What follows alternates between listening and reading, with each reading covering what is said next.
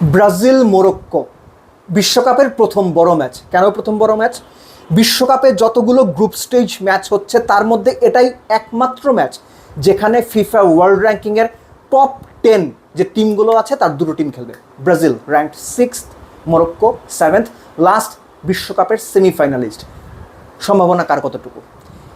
একটা ব্যাপার খুব সিম্পলি মাথায় রাখা উচিত, মরক্কো ব্রাজিল যে গ্রুপটাতে আছে এই গ্রুপটা থেকে গ্রুপ চ্যাম্পিয়ন যদি আপনি না হতে পারেন তাহলে মোস্ট লাইকলি রাউন্ড অফ 32তে আপনার অপোনেন্ট হবে ইদার ফ্রান্স অথবা স্পেন। সো মরক্কো ব্রাজিল ম্যাচটা দুই দলের জন্যই একটু বেশি ইম্পর্টেন্ট।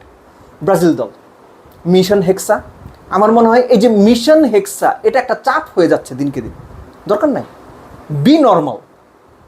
ওয়ার্ল্ড কাপে এসেছেন, ওয়ার্ল্ড কাপটা এনজয় করেন, দুর্দান্ত কিছু করার চেষ্টা করেন, ভালো খেললে হেক্সা পর্যন্ত যেতে পারবেন। ব্রাজিল টিমের স্ট্রেংথের জায়গা কি? Of course forward line. আপনি ব্রাজিল, আমি নেইমারকে বাদ দিয়েই বলছি, আপনি ব্রাজিলের ফরওয়ার্ড লাইন যদি দেখেন আপনাকে মানতেই হবে এই ফরওয়ার্ড লাইনের যে কোনো অপোনেন্টকে খুব ভালোভাবে হারিয়ে দেওয়ার সক্ষমতা আছে। ভিনি, রাফা, কোনা, এনরিক্স কিংবা মার্টিনেলি, আমি নেইমারকে সরিয়েই বলছি, সব মিলে, এমনকি ক্যাসেমিরো, পাকেতা কিংবা ধরেন ব্রুনো গুমেরেস, তাদের যে মিডফিল্ডটা, দে আর ইকুয়ালি কেপেবল। শুধু তাই নয়, মার্কিনিওস এবং গ্যাব্রিয়েল প্রবাবলি এই মুহূর্তে বিশ্বের সেরা 5জন বা 3জন ডিফেন্ডারের একজন গ্যাব্রিয়েল, এবং ডিফেন্ডিং পার্টনারশিপ যদি আপনি হিসেব করেন মার্কিনিওস এবং Gabriel probably topmost pair, defensive পেয়ারের একটা। ব্রাজিলের সমস্যাটা যেটাই হতে পারে যে দুই উইং ব্যাক, কাকে খেলানো হবে আমি জানি না। দানিলো, সান্দ্রো, দুই পাশে দুইজন, তাদের বয়সও হয়েছে, এবং ইন্টারেস্টিং ব্যাটেলটা হচ্ছে এখানেই চলে আসবে। আশরাফ হাকিমি এবং মাজুরি, আমরা জানি যে পিএসজি এবং ম্যানচেস্টার ইউনাইটেডের দুইজন রাইট ব্যাক, লেফট ব্যাক, তারা কী পরিমাণ ওপরে উঠতে পছন্দ করে, কী পরিমাণ ইনসাইড আউট কাট করে ভেতরে ঢোকার চেষ্টা করে। ব্রাজিলের দুই ডিফেন্ডার, দুই উইং ব্যাক কতটুকু এই দুজনকে থামাতে পারবে এটার উপর অনেক কিছু নির্ভর করছে।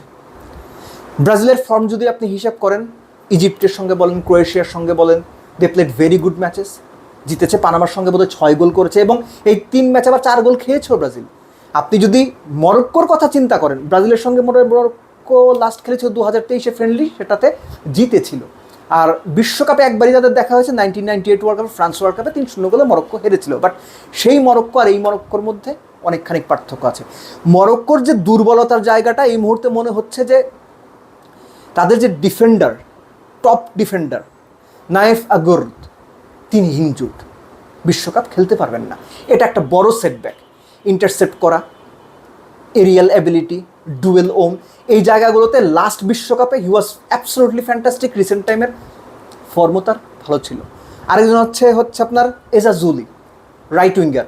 উনি রিয়াল বেতিসে খেলেন, সিজনে বোধহয় কয়টা 10টা বোধহয় গোল করেছেন, 7টা অ্যাসিস্ট, খুব ভালো ফর্মে ছিলেন। লাস্ট ম্যাচটাতে যেটা নরওয়ের সঙ্গে প্রস্তুতি ম্যাচ খেললো মরক্কো, সেখানে হাঁটুতে চোট পেয়েছেন, এবং তার ফলে তার বেশ কিছু সপ্তাহ লাগবে সেরে উঠতে। এর পাশাপাশি মরক্কো আসলে সব কিছু মিলে আমার মনে হয়েছে যে বেস্ট কম্প্যাক্ট একটা টিম। ব্রাহিম ডিয়াস কিংবা ধরেন যে অন্যান্য প্লেয়ার যারা আছেন তাদের বড় ম্যাচ খেলার এক্সপিরিয়েন্সটা রয়েছে। সো এই ব্যাটেলটা আমার মনে হয় যে খুব ইন্টারেস্টিং এবং ট্যাকটিক্যাল ব্যাটেলের জায়গা থেকে দারুণ কিছু হতে যাচ্ছে, ম্যাচটা উপভোগ্য হতে পারছে। এখন সম্ভাব্য প্রেডিকশন কি বলে, বিভিন্ন জায়গার যে প্রেডিক্টর বা স্কোর প্রেডিক্টরগুলো দেখলাম তাতে ব্রাজিলের সম্ভাবনাই বেশিরভাগই বলছেন ব্রাজিল 2-1 গোলে জিতবে। সো আমার ওই লাইকিংস বা বেটের জায়গাটাও ব্রাজিলেরই দিকে। যতই মরক্কো গত ওয়ার্ল্ড কাপের সেমিফাইনাল খেলুক, স্টিল এই ম্যাচটাতে ব্রাজিল ফেভারিট। স্কোর লাইন সেটা 2-1 হবে, 2-0 হবে, 1-0 হবে, আই ডোন্ট নো, কিন্তু ম্যাচটা জেতার জন্য ব্রাজিল ফেভারিট হিসেবে মাঠে নামবে বলে আমার বিশ্বাস। But still Morocco, the Atlas Lions, they have a very good chance. এবং একটা ব্যাপার যেটা আমি একদম শুরুর দিকে বলছিলাম, যে দল এই গ্রুপের রানার্স আপ হবে তাদের প্রবাবলি ফ্রান্স কিংবা স্পেনের মোকাবেলা করতে হবে পরের রাউন্ডে বা নকআউট রাউন্ডের শুরুতেই।